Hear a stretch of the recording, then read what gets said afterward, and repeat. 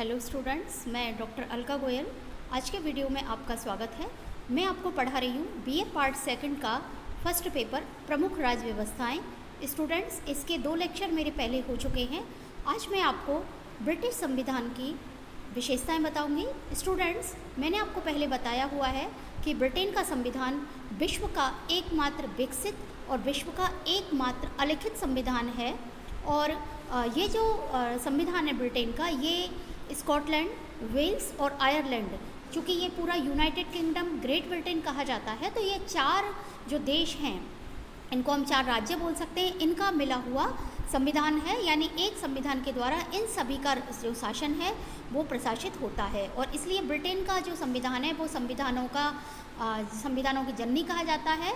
और जो प्रतिनिधि सारी संस्थाएं हैं उनका यहाँ धीरे धीरे विकास हुआ है। तो स्टूडेंट, हम एक एक करके इसकी विशेषता लेते हैं। तो पहले इसकी विशेषता है कि ये अलिखित संविधान है। जो दूसरे हम संविधान कहें, जैसे हम भारत का है, अमेरिका है या अन्य कहीं का कहें, तो वहाँ पर संविधान लिखा हुआ है, एक समय विशेष पर लिखा हुआ है, कुछ लोगों ने उसको लिखा है। लेकिन ब्रिटेन का संविधान ऐसा है जो कि धीरे धीरे विकसित हुआ है। मैंने आपको इसका विकास पढ़ाया है कि एंग्लो सेक्शन काल से और लास्ट तक ये किस प्रकार से इसका विकास हुआ है, जो कि आज वर्तमान रूप में हम इसको देख रहे हैं, बिना किसी क्रांति के, बिना किसी लिखे के, ये आज लोकतंत्र के रूप में हमारे सामने है। तो ये धीरे धीरे विकसित हुआ है और राजतंत्र, निरंकुश राजतंत्र से लोकतंत्र की यात्रा इसने पूरी की है। और ये संविधान क्रमिक विकास का परिणाम है। दूसरा स्टूडेंट, इसकी विशेषता है कि ये इसकी जब हम ये कहें कि इसका विकास हुआ है और तो हमें कहाँ से ये संविधान पढ़ने को मिलेगा, तो स्टूडेंट इसके कुछ स्रोत मैंने आपको रिटन में वो स्रोत डाले हैं। तो पहली चीज़ है परंपराएं। अभी समय परंपराएं, यानी धीरे धीरे करके कुछ परंपराएं पड़ गई हैं इसमें, जिनसे कि इस संविधान का निर्माण हुआ है। और वो राजनीतिक परंपराएं स्टूडेंट्स, मेरा जो अगला आपका वीडियो होगा उसमें मैं उन परंपराओं को आपको बताऊंगी कि किस प्रकार से ब्रिटिश संविधान ना लिखा हुआ नहीं है, फिर भी इसमें ऐसी परंपराएं पड़ गई हैं कि ये लिखे हुए संविधान से भी ज़्यादा लोग जो है इसका पालन करते हैं। दूसरी चीज़ है स्टूडेंट्स की जो इसके अधिकार पत्र हैं, जैसे मैग्ना कार्टा है, पिटिशन ऑफ राइट्स है, बिल ऑफ राइट्स, कुछ ऐसे स्रोत हैं जिनको पढ़ कर के यहाँ के संविधान का कुछ अध्ययन जो है आप कर सकते हैं। ये ऐतिहासिक प्रलेख है और इसमें स्वतंत्रता और अधिकारों के बारे में पूरा विवरण दिया हुआ है। स्टूडेंट्स, इसके अलावा जो तीसरी चीज़ है वो है इसके स्रोत हैं अधिनियम, जो संसद के द्वारा, जो यहाँ की पार्लियामेंट के द्वारा विभिन्न एक्ट बनाए गए हैं, वो भी इसके स्रोत हैं। इसके अलावा जो निर्णय किए जाते हैं न्यायालय के द्वारा, और वो निर्णय जो हैं वो भी उन जो परंपराएं और ये सब चीज़ें इनको देख करके किए जाते हैं। तो ये भी निर्णय यहाँ के स्रोत हैं इसके, इनको देख करके भी यहाँ का अध्ययन किया जा सकता है। इसके अलावा जो कानून प्रचलित हैं दुनिया में या देश में, जो कानून पहले से चले आ रहे हैं, उनके द्वारा भी इसका अध्ययन किया जा सकता है। और कुछ टीकाएं हैं, कुछ लोगों की टीका मतलब यहाँ के संविधान के ऊपर पुस्तकें हैं, जैसे डायसी की पुस्तक बहुत ज़्यादा प्रसिद्ध है। इसमें A.V. हाई की लॉ ऑफ कॉन्स्टिट्यूशन है, बेजोर्ट की इंग्लिश कॉन्स्टिट्यूशन है, ब्लैकस्टोन की commentaries on the law of England है। तो ये कुछ हैं यहाँ की जो जिनका अध्ययन करके भी यहाँ की हम उसका मालूम कर सकते हैं कि ब्रिटेन का संविधान एक्चुअली क्या है।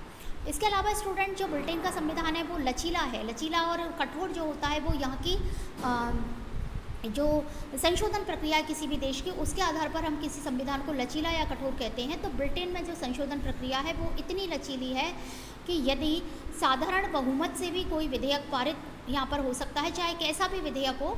ऐसा नहीं है कि कोई विशेष बहुमत हो, 2/3 बहुमत हो, साधारण बहुमत से कोई भी विधेयक यहाँ पर पारित हो सकता है स्टूडेंट्स। इसके अलावा स्टूडेंट, यहाँ का जो संविधान है वो एकात्मक संविधान है, यानी यहाँ का संविधान संघात्मक नहीं है।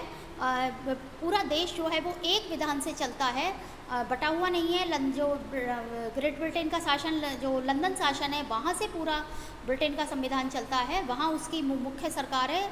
भारत की तरह से संघात्मक, अमेरिका की तरह संघात्मक नहीं है कि दोहरी सरकारें हों, विधानसभाएं हों, ऐसा नहीं है। केवल एक ही है वहाँ पर, और वहाँ हाउस ऑफ कॉमन्स और हाउस ऑफ लॉर्ड्स जो है 2 संस्थाएं हैं जिनके द्वारा चलाया जाता है। इसके अलावा स्टूडेंट, एक इसकी विशेषता है संसदीय सरकार, यानी यहाँ पर संसदात्मक शासन है।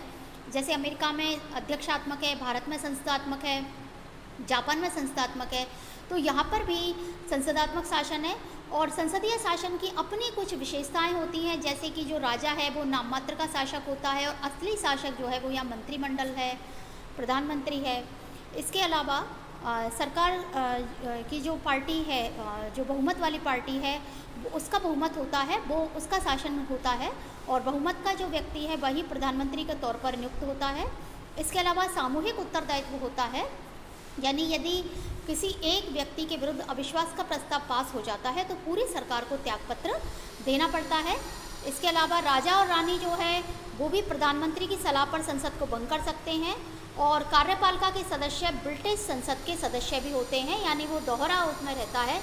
इसके अलावा स्टूडेंट संसद की प्रभुसत्ता होती है, यानी सॉवरेंटी पार्लियामेंट की होती है, प्रभुसत्ता संसद की होती है। संसद यहाँ सर्वोच्च है क्योंकि यहाँ पर ना तो लिखित संविधान है और ना ही यहाँ पर किसी प्रकार की जो है न्यायिक पुनर्वलोकन की व्यवस्था है, तो संसद यहाँ पर सर्वोच्च है।